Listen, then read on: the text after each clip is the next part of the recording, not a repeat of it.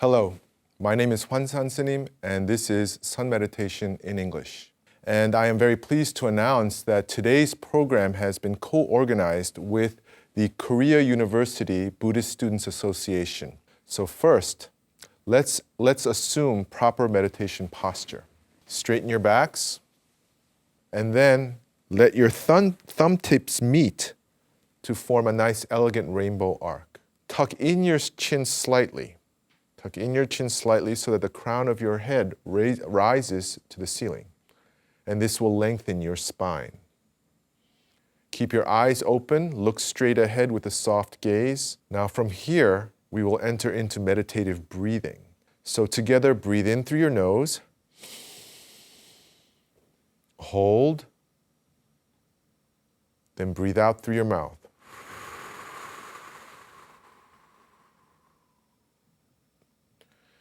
When you breathe out, imagine that you are exhaling.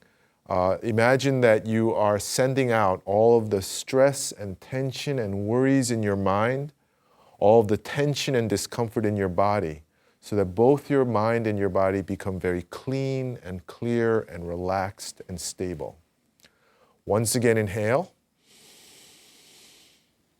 Hold. And then exhale through your mouth.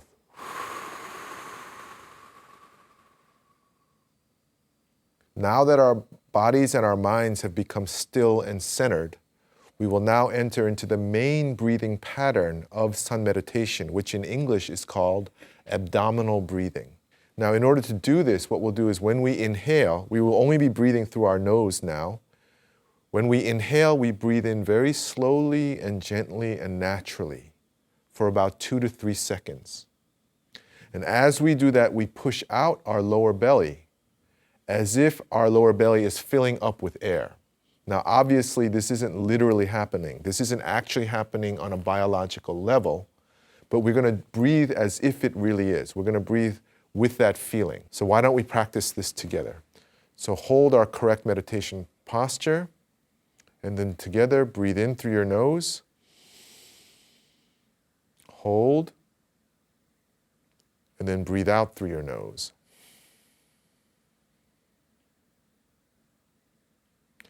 When we breathe like this, when we breathe in, we draw in much more oxygen, and then when we breathe out, we exhale much more carbon dioxide and other waste products.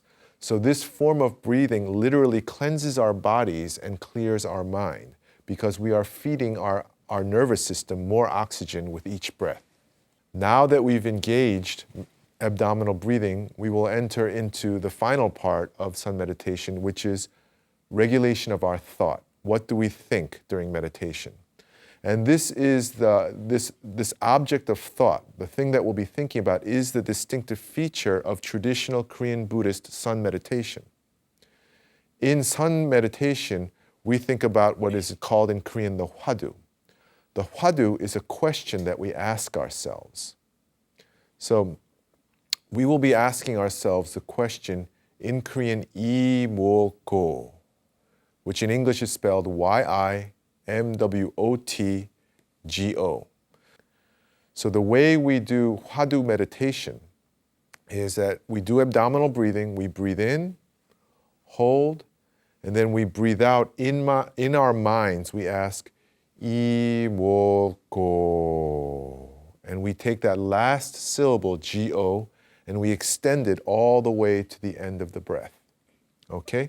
Why don't we try it together out loud? So once again, hold proper meditation posture. Straighten your spine. So breathe in, hold, and then together, 이모고.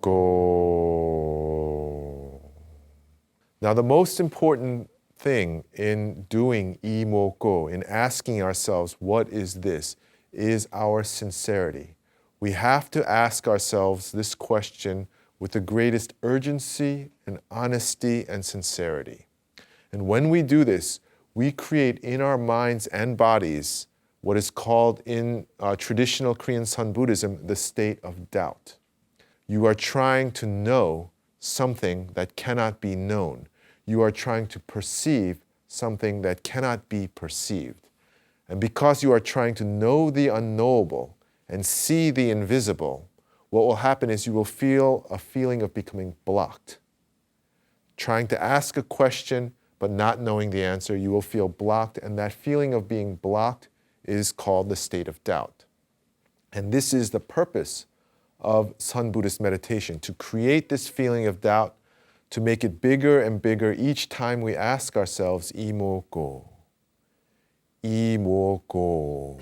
And if you do this throughout all of your daily lives, through all of your daily activities, if you practice meditation on your own as much as possible, this doubt will grow so strong and so powerful and so large that it will begin to fill your dreams. Even when you're eating or talking to somebody else or thinking about something, in your mind still, you will really be thinking, really be feeling, imoko. What is this? What is this thing that I call I? What am I? Who am I? This is the question we're asking ourselves. This is the most important question in our lives, and therefore, in the system of meditation, especially as taught by my teacher, Sun Master Songdam, this hwadu is used most often. It's the easiest to learn and the easiest to put into practice. Okay? Why don't we try it one more time with that understanding? So breathe in, hold, and then together, imoko.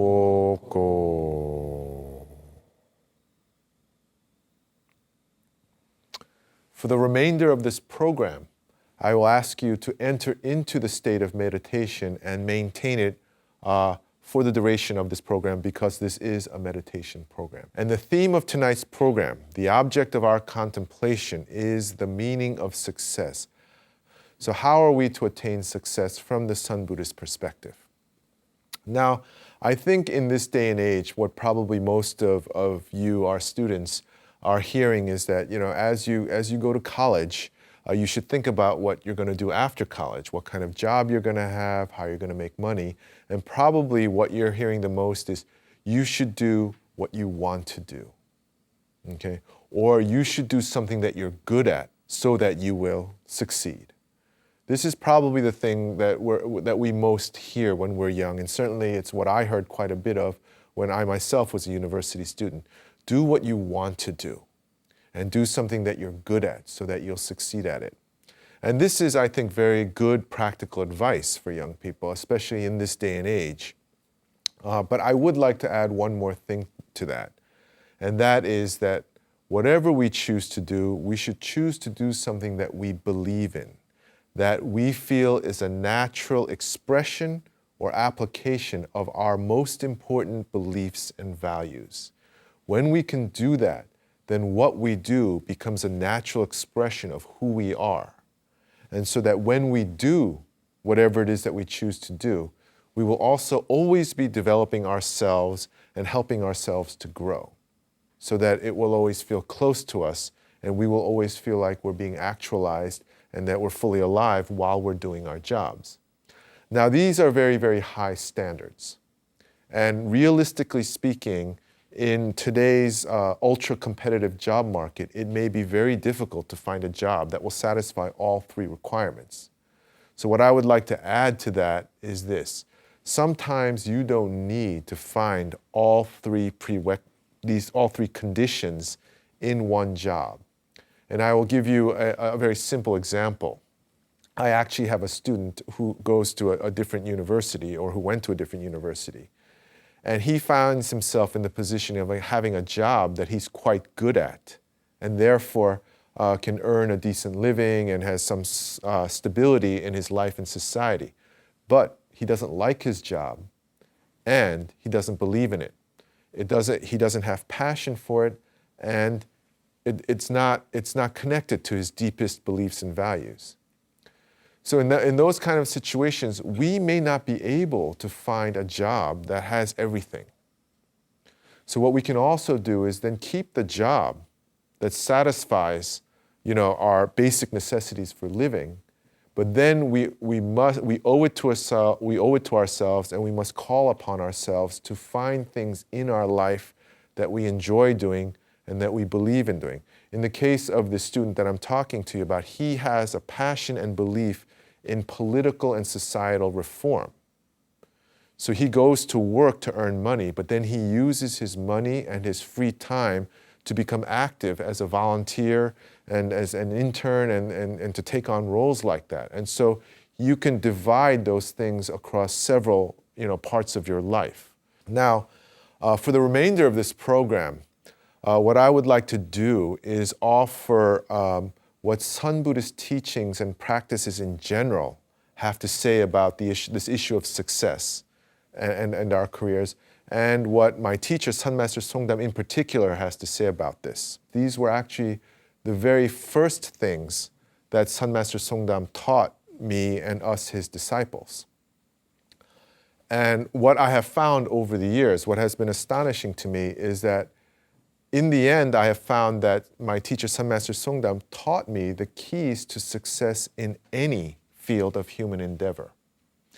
And the reason why I find this very useful is because, or why I found this to be true, is because Sun Buddhism, first of all, Sun Buddhist teachings and practices are based on the highest, most impeccable ethical standards. They are designed for us to live our lives so that we do no harm. We do not harm others and we do not harm ourselves. And they are also based upon the most profound understanding of human psychology and ability and possibility.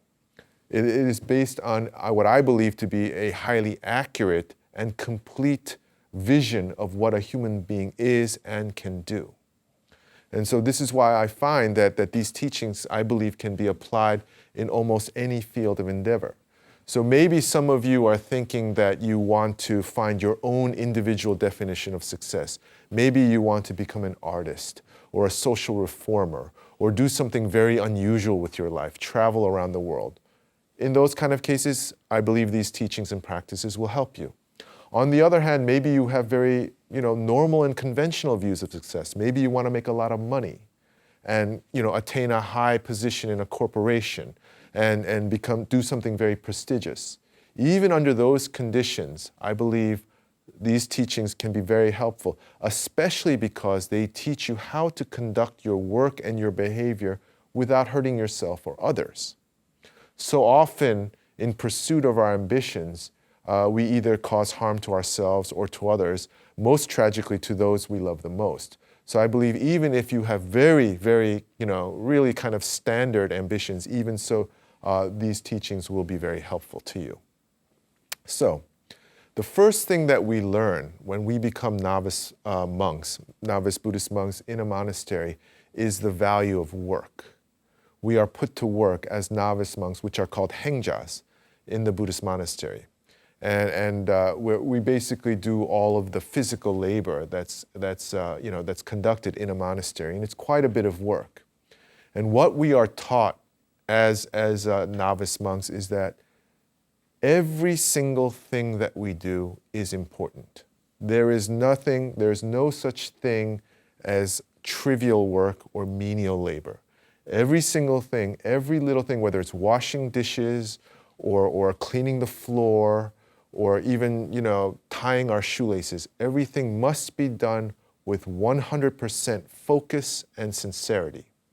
And the way we do this is by actually meditating while we work. It's the only way that we can maintain concentration through a variety of tasks that we have to perform throughout the day.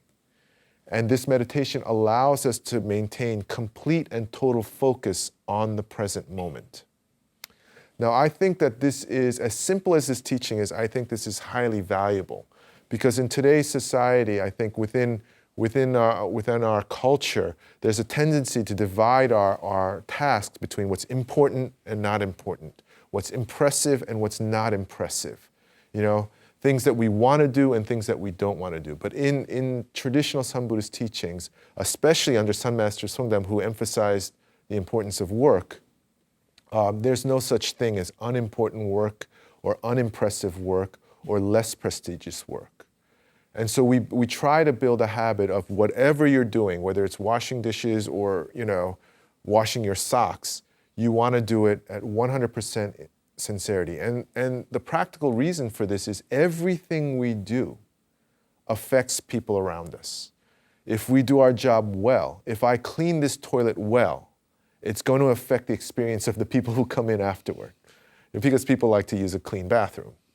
Okay, so all of those things are highly important. But what's even more important than that, even more important than what we owe to others, the real reason why everything we do is important is because everything we do is part of our life, part of our life experience.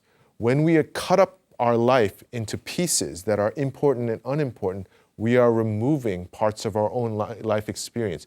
We are devaluing parts of our own lives. And when we do that, we devalue ourselves. To take every single thing that you do seriously and conduct it with 100% sincerity is to respect ourselves, to respect what we're doing, and to show that we value our lives. Every second that we are alive, we value it, and we want to do it well. So this is the highest, most positive affirmation of our own lives that we can make by bringing 100% sincerity into everything that we do. Now, the thing that's really beneficial for us from the point of view of attaining success is that when you do this, you naturally begin to develop a very, very high level of thoroughness, precision, and accuracy. And this is extremely, you begin to make less and less mistakes. You begin to do your work anticipating what might go wrong. And so you become an expert at doing whatever you do. You become an expert at learning new tasks. And this can only be helpful for you when you enter into a competitive job market. For example, when you go to a job interview, everything counts. What you're wearing, how you carry yourself, even how you've done your hair, the shoes you wear, everything. So you have to have the ability to be able to do those things, even those very tiny things, with great care. So if you need that ability while you're students, it would be very helpful, I believe, and very profitable if you begin to develop a habit of trying to be as meticulous and exact and sincere as possible in everything you do. And this brings us to the second teaching that I learned and that we all learned as disciples of Sun Master Songdam. He once said to us that the habits we form in the first 3 years of our career as monks are the most important. They are the most decisive. If you do not develop good habits during the first 3 years, it's going to be really difficult. You're going to find you're working a lot to fix bad habits. You, the students who are in attendance tonight, are in those 3 years. You're at the beginning of your career. You're being trained now. So you really want to be able to develop good habits. Now, good habits from the point of view of Buddhism ties into the Buddhist teaching of karma, the law of causality. And the law of causality states that everything that happens and everything that we do is the consequence of something that happened before, of an earlier cause. And everything that's happening now and everything that we do now is the cause of something that will happen later. So cause creates effect. The effect becomes the cause of the following effect. Now, according to Sun Master Songdam, the way that works in our personal lives, in our physical and psychological lives, is that if we think of something, a negative thought or a positive thought, and we think of it over and over again, the effect that it will produce is that we will start to show that thought or that emotion in our eyes, in our facial expression, in the way we carry our bodies. That thought will begin to reveal itself to the world. And if we continue, if we make a habit of that thought and continue to think, maybe it's a negative thought, maybe you're angry with someone and we think, I can't believe they did that, I can't believe they did that. Then it comes out on your face and in your eyes. Then if you keep thinking, I can't believe they did that, I can't believe they did that, you begin to talk about it. You say to your friends, I can't believe they did that.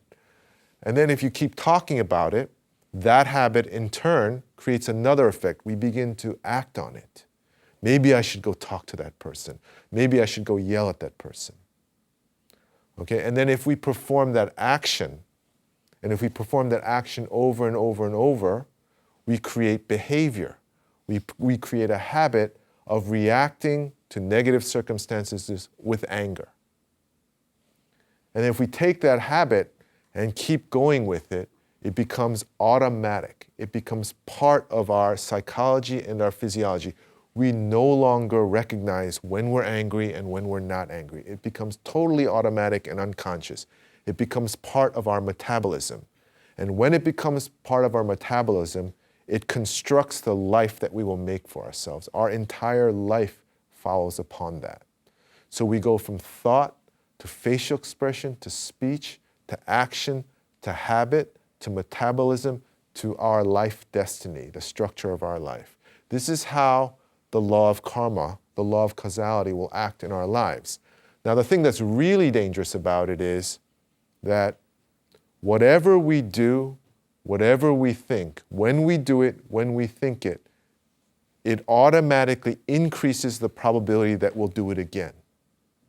Okay? So if we think I'm angry, just by thinking I'm angry once, the probability that we'll think it again has increased. Most likely, or quite likely, we'll say I'm angry again. And because we've done it 2 times, 3 times will become more likely. We do it 3 times, then 4th time will come almost automatically, and then it'll be 10 times, 100 times, 1,000 times. So in Sun Master Songdam's Dharma speeches, he emphasizes the importance of what he calls one thought, one mental event, one emotion. If we hold on to it, if we pay attention to it, probably we'll do it again.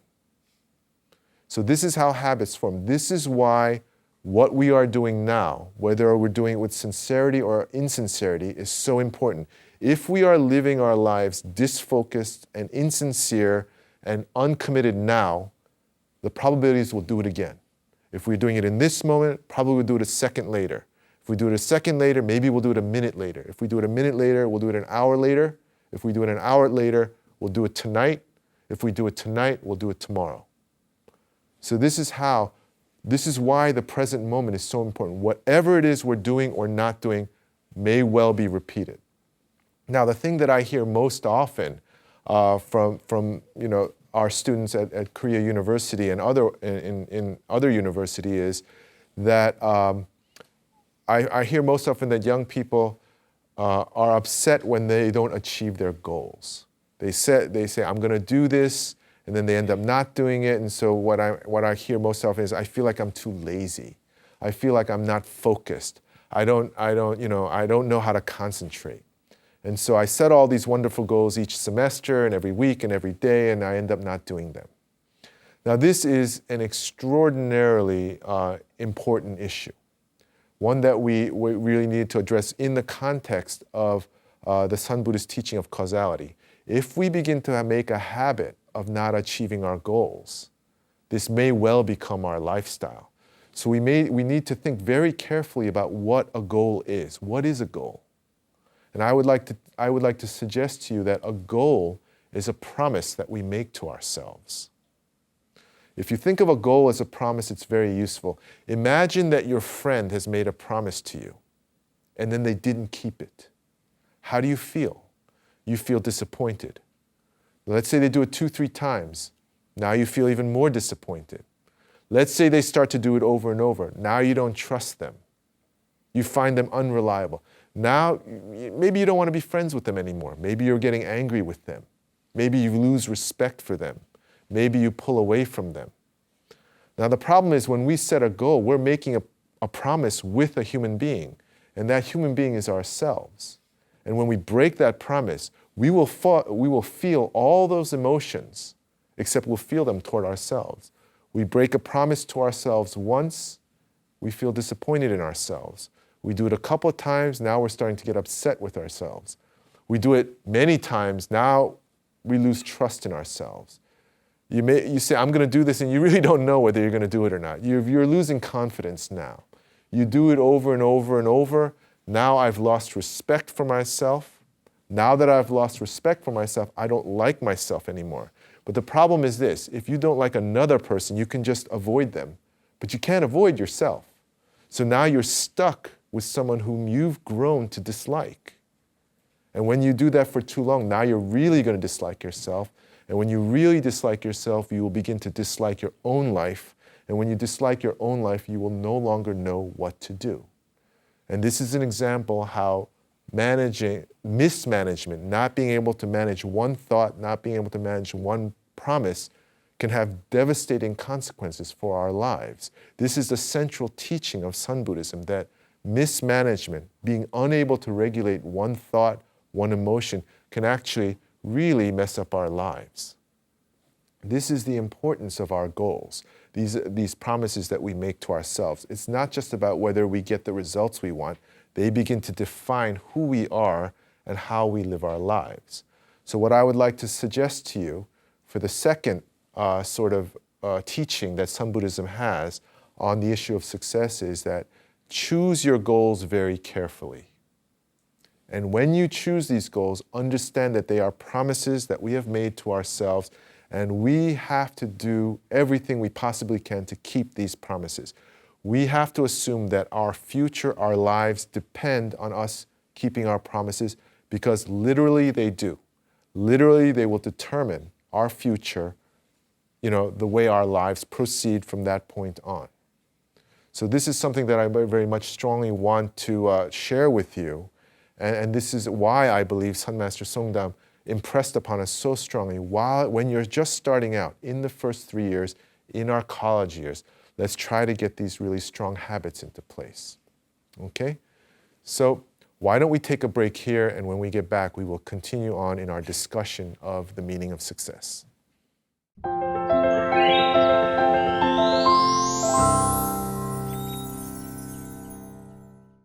And we're back. So to review, in the way we perform our work and all of the daily tasks that make up our lives, we want, first of all, to approach every single little thing that we do with 100% concentration and sincerity. And that will increase our precision, accuracy, and thoroughness in doing our work. And the second thing is to remember the law of causality, the law of karma. Whatever we're doing or thinking or saying at any given moment, we're likely to repeat it. So again, we want to maintain our attention on the present moment and be aware of what we're doing and what we choose to do and not do, and to create positive habits that will reinforce themselves in the course of our living.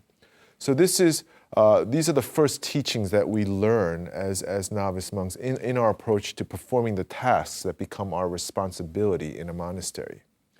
Now, the other thing that we need to think about is, well, how will we address other people? How are we to relate with other human beings?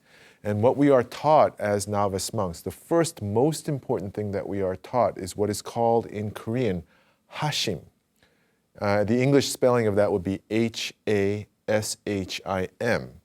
And in English, that would be roughly translated as humility or modesty. But I think that we ought to pay attention to the original meaning of that word hashim. Literally translated, it means lower the mind, put down the mind. And what that means is to put down the contents of your mind. There's a show going on in our heads all the time, random thoughts, images, and emotions. Put all that down and bring your complete attention to the present moment. Now, in interpersonal human relationships, the present moment means whoever it is you happen to be with. Put down your thoughts and emotions and give them your full, undivided attention. Completely open up your mind and your heart to them.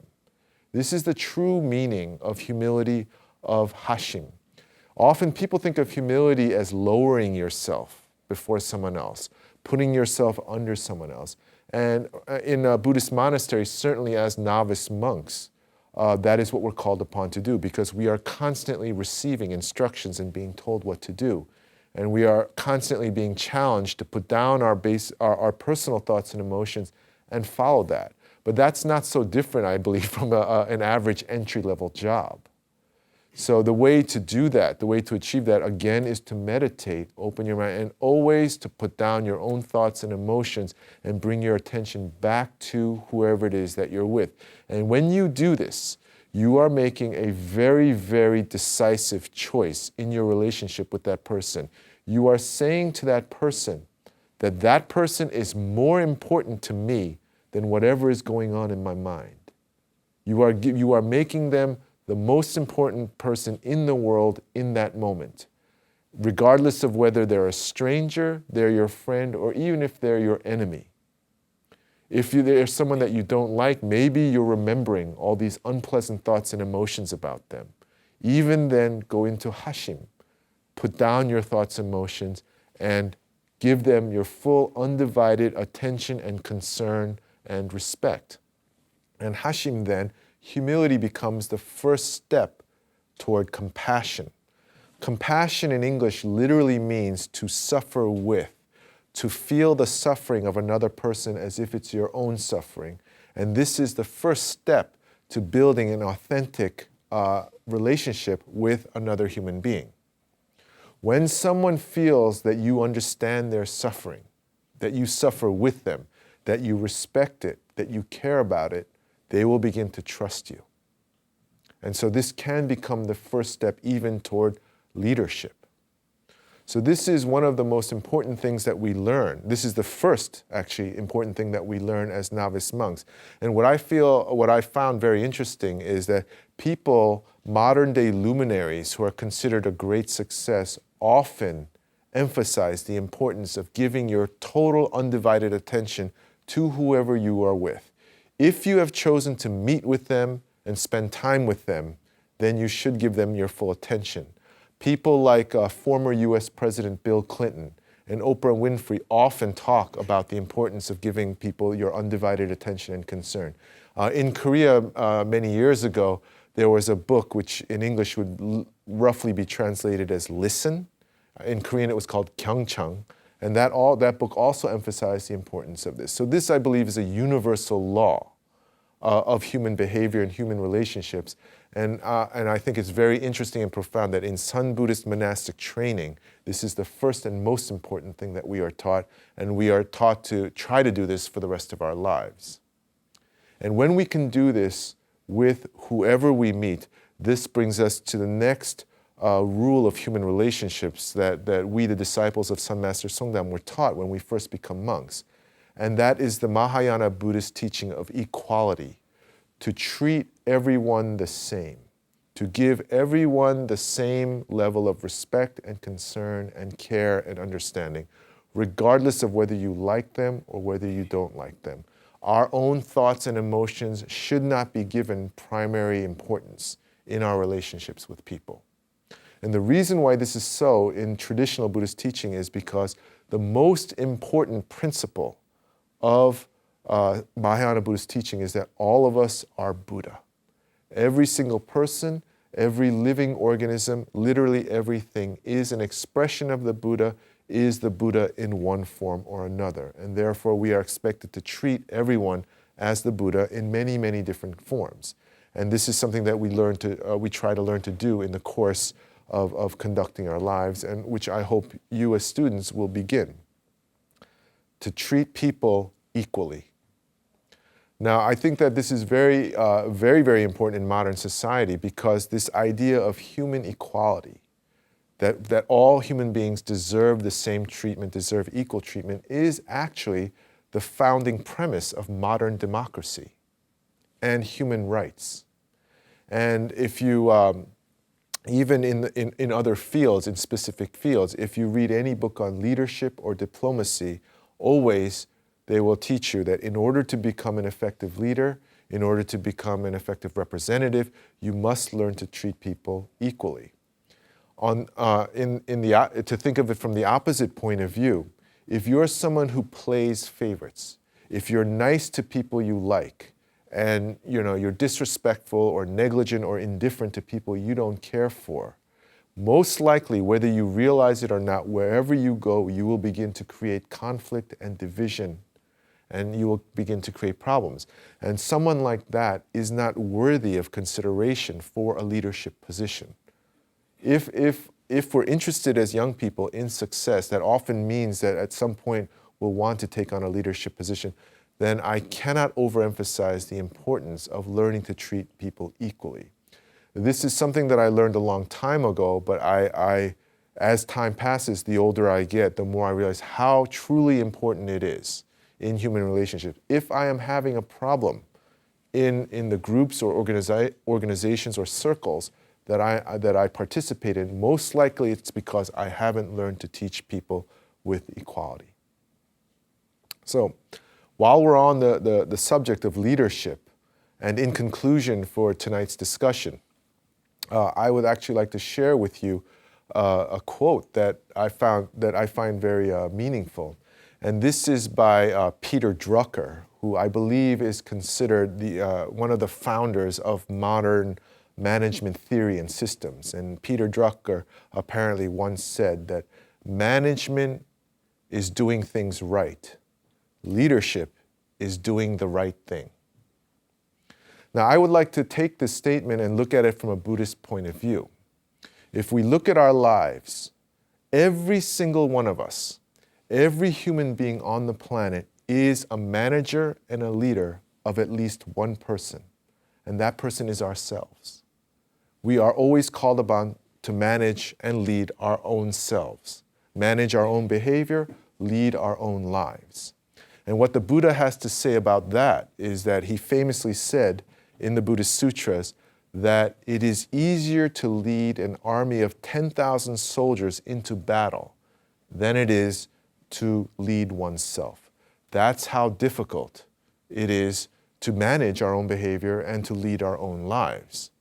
When we look, if you look at the newspapers and on the internet and watch the news, in every field, you will hear stories about some amazingly brilliant person, someone who's number one in their fields, who are caught in the middle of some kind of scandal, or they're suffering some kind of personal setback or defeat or failure or public humiliation. And this kind of news is often served up as, almost as a form of gossip or entertainment. But the reason why I bring that up right now is if you look at these stories, more often than not, what you'll find is that the problems that they created, the problems that they're suffering, are not usually because they ran into someone who was smarter or more talented. It's usually because they did not know how to manage and lead themselves. It's usually because they have some kind of behavior that's either unethical or even illegal or simply destructive, and it's causing problems. Or they have a habit of treating other people in an inappropriate or even abusive way. And this either causes problems on its own, or it makes them make often a really silly mistake that then their enemies can exploit and use to their advantage. Almost all really, brilliant, amazing people, when they suffer a fall, it's usually because they fail to manage and lead themselves. So this is how difficult management and leadership of our own lives can be. And the thing that I find inspiring for people who take an interest in Buddhist teachings is that Buddhism, the entire system of it, all of its teachings and practices can be understood as a system for teaching us how to manage and lead ourselves, how to manage and lead ourselves to enlightenment, to become worthy human beings, to learn how to live with one another. That is the sum total of the Buddhist teachings and its primary goal. Now, when we think of managing and leading ourselves, we usually think in terms of self-control. And when we think of self-control, we usually think, well, that's learning how to control what we say and do. But the Buddhist approach to self-control, the Buddhist approach to self-management and self-leadership does not begin with what we say and do, but with our thoughts and emotions. Because it's our thoughts and emotions that initiate the law of our personal causality. Our thoughts and emotions are the mother of what we say and what we do, how we behave, and the habits that we form. If we can learn to regulate, to manage and lead our own thoughts and emotions, then the way we speak, the way we act, the things we do, the habits we form will all follow as a matter of course because of the law of causality. So in my teacher, Sun Master Songdam's Dharma speeches, he always says, you must learn to regulate, to lead one thought. And that one thought is whatever thought we're thinking in this moment. Whatever mental event is occurring, we need to regulate that. And the way we regulate that, of course, is through meditation. Now, in closing, to sort of highlight the importance of this idea of regulating one thought, I would like to share with you a teaching that occurs at the end of every important Buddhist Dharma Assembly ceremony. And this is a line from the 4 great vows. And the line translated into English goes, I vow to deliver all the sentient beings of my self-nature. Now, that phrasing probably will seem very unfamiliar to you, but what that basically means is, I vow to deliver everything that's happening in my mind. I vow to manage and lead everything that's happening in my mind. If I can do that, I can get enlightened and become Buddha. If I can do that, I can go on to lead others. So, the first step toward leading others is learning to lead ourselves. As I mentioned, the topic of tonight's program is the meaning of success, the secret of success. So I would like to share with you what the secret of success is from the Buddhist point of view. And I believe this secret of success, you all look a little bit interested, more interested now, but the secret of success, I believe this secret extends across all fields of human behavior, of human endeavor. Whether you're an athlete, an artist, whether you drive a taxi or wait tables, whether you're a teacher or a lawyer or a doctor or work in a bank or work in a publishing house, no matter what you do, the secret of success remains the same. And the secret of success is self-mastery. And what sun meditation is the most effective, efficient, and easy to learn method of gaining self-mastery. So this is what I have to share with you in my experience of Sun Buddhism, and especially my experience under my teacher, Sun Master Songdam. So this concludes tonight's program. Thank you very much for attending. I especially wish to thank the Korea University Buddhist Student Association and its intrepid leader, Won-Sik Chung, for making the effort to organize this event and bring all of our students together. I'm very pleased to have shared this program with you, and I hope that you gain something from it. So I thank all of our studio audience members and all of our viewers at home for being with us for another program, and may we all attain the Buddha.